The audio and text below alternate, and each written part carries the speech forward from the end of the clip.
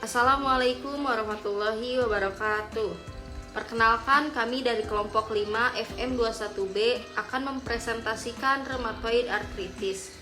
Yang terhormat Ibu Apoteker Maya Arfania, Master of Science sebagai dosen pengampu mata kuliah Praktikum Farmakoterapi Infeksi Gastrointestinal, Pernapasan, Tulang dan Sendi. Saya Marcella Mideliani sebagai moderator yang mengatur jalannya presentasi kali ini. Adapun anggota kelompok saya yaitu ada Wivena Fariza sebagai pemateri pertama, Evi Rizka Nurhafid sebagai pemateri kedua, dan Fitri Nur Fadila sebagai pemateri ketiga, dan saya sendiri sebagai pemateri keempat. Untuk selanjutnya masuk ke pemaparan materi yang akan dibacakan oleh saudari Wivena Fariza. Silakan. Artritis reumatoid atau RA adalah kelainan inflamasi kronis dan biasanya progresif yang etiologinya tidak diketahui, ditandai dengan keterlibatan sendi simetris, poliartikular, dan manifestasi sistemik.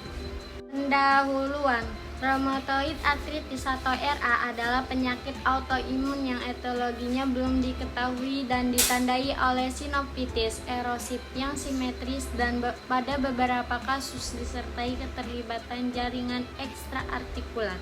Perjalanan penyakit RA ada 3 macam, yaitu monosiklik, polisiklik, dan progresif. Sebagian besar kasus perjalanannya kronik kematian dini. Kata artritis berasal dari bahasa Yunani adalah arton yang berarti sendi dan itis yang berarti peradangan. Secara harfiah, artritis berarti radang pada sendi, sedangkan reumatoid arthritis adalah suatu penyakit autoimun di mana persendian atau biasanya tangan dan kaki mengalami peradangan sehingga terjadi pembekakan, nyeri, dan seringkali menyebabkan kerusakan pada bagian dalam sendi. Penyakit ini sering menyebabkan kerusakan sendi, kecacatan, dan banyak mengenai penduduk pada usia produktif sehingga memberi dampak sosial dan ekonomi yang besar. Diagnosis dini sering menghadapi kendala karena pada masa dini sering belum didapatkan gambaran karakteristik yang baru akan berkembang sejalan dengan waktu di mana sering sudah terlambat untuk melalui pengobatan yang kuat. Ada 3 tahap reumatoid arthritis adalah sebagai berikut. A. Tahap sinovisis. Perubahan awal pada jaringan sinovial pada tahap ini ditandai oleh hiperemi, edema dari kemacetan, nyeri selama gerakan dan saat istirahat, pembekakan, dan kekakuan. B. Stadium deformitas. Pada titik ini ada cedera pada jaringan di sekitarnya serta jaringan sinovial yang ditandai dengan kontraksi tendon. C. Stadium deformitas. Pada titik ini, kelainan bentuk dan gangguan fungsional terus berlanjut dan perubahan bersifat progresif dan berulang. Selanjutnya, etiologi dari penyebab terjadinya rheumatoid arthritis tidak diketahui. Biasanya, masyarakat umum meyakini bahwa rheumatoid arthritis diturunkan secara genetik atau keturunan. Diduga infeksi atau faktor lingkungan tertentu dapat memicu sistem imun, menyerang jaringan tubuh sendiri, yang mengakibatkan peradangan pada berbagai organ tubuh seperti paru-paru atau mata. Faktor lingkungan juga tampak berperan dalam menyebabkan rheumatoid arthritis. Misalnya, para ilmuwan telah melaporkan bahwa merokok meningkatkan resiko terkena rheumatoid arthritis. Adapun faktor lain yang terlibat dalam RA, yang pertama diduga memicu perkembangannya RA, yaitu dipengaruhi oleh lingkungan. Yang kedua, penandaan genetik seperti antigen leukosit manusia DRA4 telah dikaitkan dengan pemicu proses inflamasi pada RA.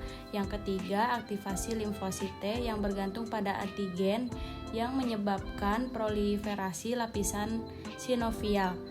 Yang keempat, protein dan peptida antisitrulinasi sangat spesifik untuk RA.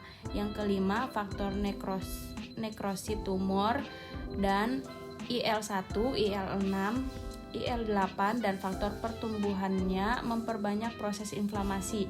Agen yang ditentukan untuk mengubah sitokin ini menjanjikan dalam mengurangi rasa sakit dan kelainan bentuk. Lalu, apa saja sih tanda dan gejala terjadinya RA? Pada penderita RA, ada kalanya gejala menjadi lebih buruk, disebut flare, dan ada kalanya gejala membaik yang disebut remisi. Tanda dan gejala RA meliputi nyeri atau nyeri pada lebih dari satu sendi, kekakuan pada lebih dari satu sendi, nyeri tekan dan bengkak pada lebih dari satu sendi, gejala yang sama pada kedua sisi tubuh, misalnya pada kedua tangan atau kedua lutut, kemudian penurunan berat badan, demam, kelelahan, dan juga kelemahan. Adapun contoh kasusnya, di sini ada nama pasien bernama Titin dan umur 55 tahun dengan jenis kelamin perempuan. Kondisi pasiennya adalah pasien perempuan 55 tahun dengan keluhan nyeri sendi inflamatif di sendi bahu, kedua tangan, kedua kaki yang mengganggu aktivitas. Skor derajat keparahan penyakit pada pasien saat diagnosis adalah 7 dengan rincian keterlibatan sendi 3, serologi 2, reaktan fase akut 1, dan durasi dari gejala 1, sehingga pasien memenuhi kriteria definisi RA. Analisis umum pasien yang pertama, pasien mengalami keluhan nyeri sendi inflamatif di sendi bahu, kedua tangan. Yang kedua, pasien ini didiagnosis dengan rheumatoid arthritis. Skor derajat keparahan penyakit pada pasien saat diagnosis adalah 7 dengan rincian keterlibatan sendi. Yang ketiga, serologi 2, reaktan fase akut 1, dan durasi dari gejala 1, sehingga pasien memenuhi kriteria definitif RA. Yang keempat, tidak ditemukan adanya TBC sehingga pasien dapat diberikan imunosupresan. Adapun rekomendasi obatnya yaitu metilrednisolon 3x8 mg digunakan sebagai obat radang sendi, radang usus, asma, psoriasis lupus. Dewasa dosis 4-48 mg per hari. Pada kondisi parah yang akut dapat diberikan dosis yang lebih tinggi hingga 100 mg per hari. Anak-anak 0,5-1,7 mg per kilogram per hari, di mana menjadi 2 kali jadwal konsumsi. Adapun obat yang kedua yaitu Methotrexate 1x7,5 mg digunakan sebagai obat leukemia dan kanker tulang. Dosisnya 7,5 mg 1 kali seminggu. Penyesuaian dosis dilakukan berdasarkan respon tubuh. Dosis maksimal 20 mg per minggu. Pemilihan pengobatan peradangan sendi ada 2, yaitu yang pertama fisioterapi, yang kedua operasi. Adapun fisioterapi bertujuan untuk memperkuat otot-otot di sekitar sendi dan meningkatkan kemampuan gerak tubuh. Hal ini akan mengembalikan fungsi gerak yang berkurang akibat radang sendi. Salah satu contoh fisioterapi sederhana yang dapat dilakukan untuk mengobati radang sendi adalah pemberian kompres hangat atau dingin. Yang kedua, operasi dilakukan untuk memperbaiki atau mengganti sendi yang rusak. Pilihan penanganan ini akan dilakukan jika gejala radang sendi sudah sangat parah dan tidak bisa diatasi dengan obat-obatan. Beberapa jenis operasi yang bisa dilakukan untuk mengatasi radang sendi adalah artrodesis, osteotomi, dan artroplasti.